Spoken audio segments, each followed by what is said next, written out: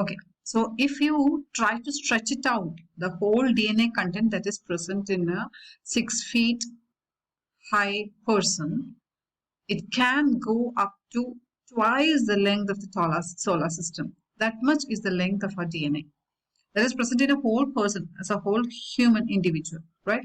And again, the width of the DNA, if you try to find out the width of the DNA, it is found that it is too tiny, that it is the width of a single strand of hair is around 40,000 than that of a DNA. So that much big is a single strand of hair. Right now, this DNA we are going to try to manipulate with the help of our technologies, that is rDNA technology, right? So this rDNA technology, what we are doing, we are manipulating the gene so that it can be corrected, and this phenomenon we call it as, this process we call it as the gene cloning techniques, right? So what we are doing, we are taking the incorrect gene from our body, right? For example, human growth hormone, HGH, the gene which is coding for this hormone is to be isolated first. So it is like, I've told you the size of a DNA, right? In a single cell, it is having the length of around 6 feet or around 2 inches, right? That is the length of the DNA, and you have to find out that particular gene which is responsible for coding for human growth hormone. So it's like you are going to try to pick out a needle from a haystack. So it's such a cumbersome process, right? And this gene is we are going to identify. Suppose we have identified, so we are cutting that particular gene, because we require only that gene which is coding for human growth hormone. So we'll cut it out, and this gene we are going to manipulate, and after correction, what we are doing, we are putting it in some other vector, and again we are reintroducing it into the person, or otherwise we can artificially create it and amplify it in the laboratories also. So this phenomenon we call it as a gene cloning, and the technology which makes use of the gene cloning we call it as rDNA technology. So it requires different steps, like we are isolating it. Isolation is followed by amplification, and amplification, then identification, then you are separating it, etc. So it follows different stages. So what are the very first step for cloning is the identification of the gene of interest. So how can you identify a gene? I've told that it's like we are searching for a needle in a haystack. So how can you identify a gene? What we have to do is that you have to search for it, no? So you have got the idea that this gene is responsible for coding the human growth hormone. That's all the data you have. So with this data, we are going to check it out. We are going to search the gene where it is present in the chromosome. So if you have to search for a book in a library, what will you do? In a college, if you are asked to refer the gene cloning, if your professor is asking you to collect some materials on gene cloning, what will you do? You don't have any data with you, so you'll go for an international book. Where can you find an international edition? Of course, if you are in a well-esteemed college, you know that the library will be well equipped with it, right? So you'll go to the library and go for the section which is dealing with the molecular biology or biotechnology. At least you'll go, you'll first have a wide search, right? We'll go to the science category. Again, you're going to a specific area. Science, you're going into your biochemistry section, or you're going to the biotechnology section, or you're going to the microbiology section, right? Again, you're concentrating your topic. So you will come narrow. The search will be coming in a narrow pattern, right? Like an inverted triangle.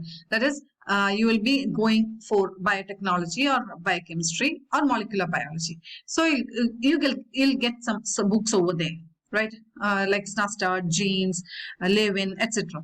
So now we are going to search which book is specifically dealing with the rDNA technology, because all the majority books will be explaining only the mechanism of expression and all. So you have to go for the technological aspects.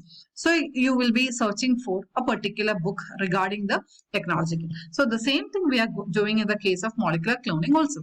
You are going to first identify the gene. So in order to identify the gene, you are again going to a library, because again we have got a whole set of data of the human genome, and we call it as the DNA libraries. We have created a DNA library, right? So this is known as genomic DNA library. So the DNA library can be constructed. It's not that difficult. We can construct the library, and in the library you can have this gene which is coding for growth hormone or human insulin.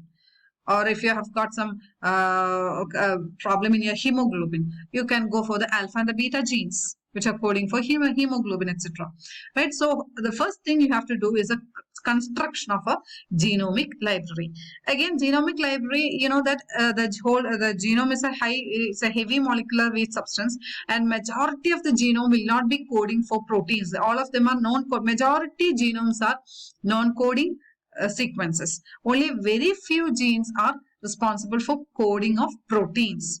Clear? And those sequences which are non-coding in nature, we call it as introns, right? And only those genes which are getting expressed to give rise to a product which is known as protein, we call it as exons, right? So exons, if you have studied the gene expressions, you might have gone through the various sequences like transcription, translation, etc. So what is happening in the transcription or translation? Transcription is a double-stranded DNA. The double-stranded DNA will be converted into a single-stranded RNA, and we call it as the mRNA, right? So this mRNA, the conversion of the double-stranded DNA into the single-stranded mRNA, well, how can it be made possible? When compared to the length of the DNA with that of the RNA length is very much reduced when compared to that of the DNA, which is being transcribed, right? So what is the change happening there? All those sequences which are not being expressed will be removed by means of a process known as splicing, so that only the exons, that is expressed genes, are being clubbed together to give rise to the corresponding mRNAs. Clear? So the genomic library includes the DNA libraries. So it includes both the introns and the exons. So again, in order to make the process simple, what we do is that we allow the DNA to undergo transcription, or the mRNA will be selected. And this mRNA contains only coding sequences. That is, they undergoes translation to give rise to the corresponding proteins, right? So this mRNA as a set of gene is allowed to, gene is allowed to transcribe, and the corresponding mRNA will be selected. And this mRNA is again subjected for that such an mRNA. This mRNA is allowed to construct its complementary strand, right? So that this mRNA is again reversed back to give rise to a DNA. Clear? Such a DNA which is constructed from an mRNA, we call it as a complementary DNA, cDNA, right? And from the cDNA again, it's a process. You know, the mRNA will be again, it will be removed. The complementary strand this mRNA will be provided with a primer, so that the primer allows the mRNA to expand and constructs the DNA, right? And from this the duplex, this mRNA DNA complex, the mRNA is removed, and again we add some more enzymes like RNase H, DNA polymerase 1, DNA ligase, etc. All of these enzymes are put in the system so that the RNA will be removed, and this other strand, the complementary strand which was constructed, will be allowed to undergo duplication, will be allowed to construct the complementary, that is a double-stranded DNA with the help of DNA polymerase 1, and ligation happens, and we get exactly a DNA which will be coding only for that particular protein. So such a library we call it as a cDNA library. So cDNA library is something different from that of the genomic library. Genomic DNA library is a vast library which contains, you can have all sections of books over there, right? The library contains both the books of interest, and you are not interested also. So all the areas of books, all the books will be coming under all areas. So it's a time consuming process. So in order to focus on your area of interest, what you do is that the gene of interest is selected, and this gene is allowed to transcribe, and you get an mRNA. So what the advantage is that mRNA is having a smaller size when compared to that of the parent DNA, right? So this mRNA contains only the expressing sequences or coding sequences. So this mRNA, mRNA is again made up of single-stranded nucleotides, right? So these nucleotides will be provided with a primer. Primer means a short strand of DNA. Short strand of nucleotides, which is complementary to the mRNA. And this primer and this mRNA is allowed to react together, so that the primer allows the RNA to undergo double-stranded formation. So now we are having a mixture of RNA and primer, right? Now, it's a it's a mixture. So this mixture from this we have to create a DNA. So this mRNA primer complex is subjected to act with RNase H. RNase ASE stands for enzyme. RNase H, what does it do? This RNase H removes the mRNA, right? So again, this primer with this extended strand will be there. This is acting as a complement. This is a DNA strand. This single-stranded DNA is undergoing duplication. It's undergoing double-stranded formation with the help of DNA polymerase enzyme. And this DNA polymerase enzyme, again, it is again acting along with another enzyme which is known as DNA ligase, etc. So all these enzymes reacts together to give rise to a complete DNA molecule which synthesizes which contains only coding sequences. Right, so such a DNA we call it as a cDNAs.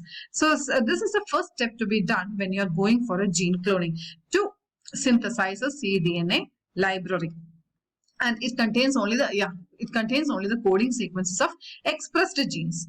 And from this DNA library you can have your gene of interest. Now your gene of interest is, you are looking for your gene of interest, because എന്തിനാണ് cDNA library prepare ചെയ്തത്? Because the whole genomic DNA contains both the coding and the non-coding sequences. So you need only the coding sequences, and from the coding sequences you have to look for your gene of interest. Okay, now again you are looking for your gene of interest. That is being done by a process which makes use of a substance known as mini chromosomes, or we are going for DNA amplification.